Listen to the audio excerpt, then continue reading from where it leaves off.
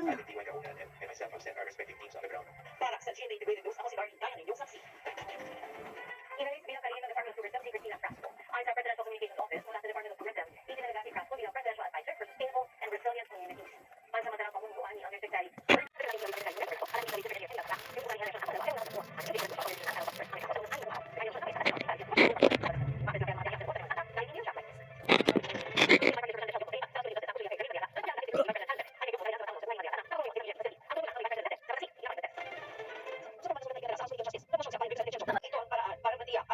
Ayan na, nadikit na sa akin pa.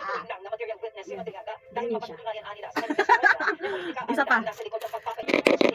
Ayon kay committee member, Congressman Terry Lidon, posibleng may conflict of interest sa mga abogado sina Atty. Michael Toa, na dating spokesperson ng DepEd, at Atty. Reynold Consaya, na dating Assistant Secretary for Procurement. Ayan na. Dalawa na yan. May hanggang Lunes si VP Duterte para makain ng sagot sa mga impeachment complaint laban sa kanya. Para sa Integrated News, ako si Tina Pangaliban, ang inyong saksi. Hiningal ako magtaas ng paa. Lalagyan natin ng medyas para masarap sa pakiram. Ang sarap kaya sa pakiram ng mga ka-precious.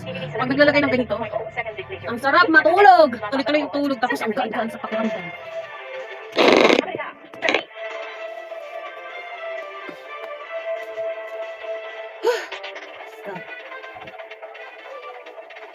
Medyas.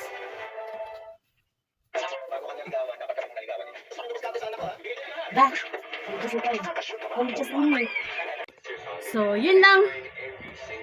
Tadaan! Tadaan!